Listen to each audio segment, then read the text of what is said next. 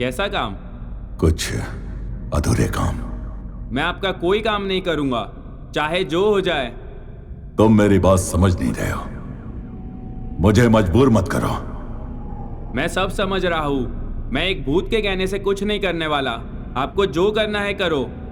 Jimmy की बातें सुनकर मिस्टर एल्फ्रेड काफ़ी गुस्से में आ जाते हैं और अचानक वहाँ तेज़ आंधी चलने लगती है। पूरे घर का सामान बिखर जाता है, मानो जैसे एक पल के लिए वहाँ तूफान आ गया हो। इसी दौरान जिमी देखता है कि मिस्टर एल्फ्रेड अपने असली रूप में आ चुके हैं,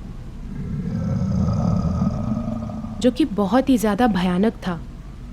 तभी मिस्टर एल्फ्रेड जिमी से कहते हैं, मैंने तुमसे कहा था कि मुझे मजबूर मत करो, लेकिन तुमने मेरी एक ना सुनी। अब पानी सिर के ऊपर जा चुका है। गुस्से में आकर मिस्टर एल्फ्रेड जिमी को हवा में उछालते हैं और काफ़ी दूर फेंककर ज़मीन पर पटक देते हैं। जिमी बहुत ज़ोर से उछलकर गिर जाता है। वो उठने की कोशिश करने लगता है पर उठ नहीं पाता।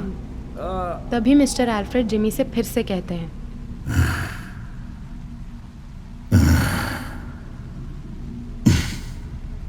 मेरी बात अब ध्यान से सुनो, जो मैं तुम्हें पहले भी बता चुका हूं। इस मूर्ति को पूरा किए बिना मुझे मुक्ति नहीं मिलेगी, और अब मुझे इस प्रेत योनि से मुक्ति चाहिए, जिसका सिर्फ एक ही रास्ता है, इस मूर्ति को पूरा करना, जो कि सिर्फ तुम ही कर सकते हो। लेकिन मैं ही क्यों? आप मेरे पीछे क्यों पड़े हैं? इस मूर्ति को तो कोई भी पूरा कर सकता है। नहीं, सिर्फ तुम ही ये काम कर सकते हो, क्योंकि मेरी असलियत सिर्फ तुम्हें ही पता है।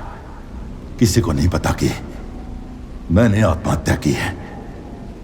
दुनिया के लिए मैं आज भी जिंदा हूं। ऐसा कैसे हो सकता है? चौकीदार ने तो... उसे भी नहीं पता कि मेरी मौत हो चुकी है।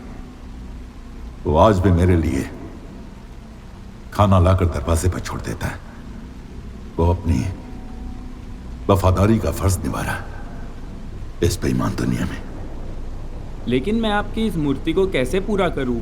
और इसकी क्या गारंटी है कि इस मूर्ति को पूरा करने के बाद आपको मुक्ति मिल जाएगी?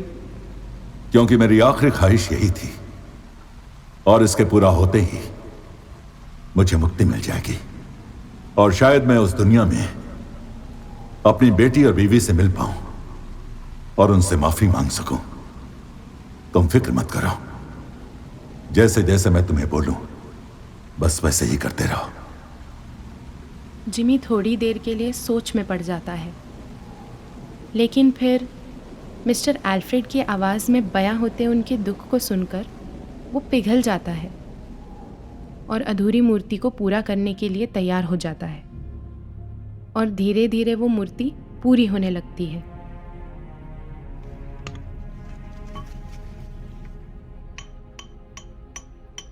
जिमी को इस काम में अब मज़ा आने लगता है और वो मिस्टर एल्फ्रेड की मदद के बगैर ही अधूरी मूर्ति को पूरा कर देता है। आखिरकार ये मूर्ति पूरी हो ही गई। वाह, तुमने तो कमाल कर दिया। ये मूर्ति तो मेरी अपेक्षा से बेहतर उभर कर आई है। मुझे समझ नहीं आ रहा कि कैसे मैं... शायद आपने सही कहा था, ये मूर्ति मेरे हाथों से ही पूरी होनी थी। मैं जानता था। बस मेरा एक काम और कर देना। मेरा शरीर ऊपर के कमरे में आज भी उसी हालत में पड़ा है। हो सके तो उसे मेरी बेटी और बीवी के ग्रेव के पास ही दफना देना। जीते जी तो उनके करीब नहीं रह सका, शायद मरने के बाद उनके करीब रह पाऊं। ठीक है, पर इसके बाद और कोई काम नहीं करूंगा आपका।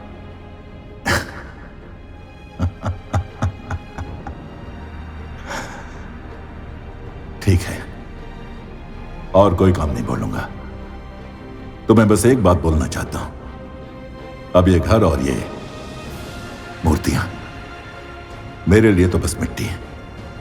अगर तुम चाहो तो इस घर को मूर्तिकारी के लिए इस्तेमाल कर सकते हो, या जैसे तुम इसे इस्तेमाल करना चाहो। और हो सके तो मुझे माफ कर देना, मैं तुम्हारे साथ काफी सख्ती से पेश आया। अब शायद मेरे जाने का वक्त आ गया। तुमसे फिर कभी मुलाकात नहीं होगी बच्चे। Good bye.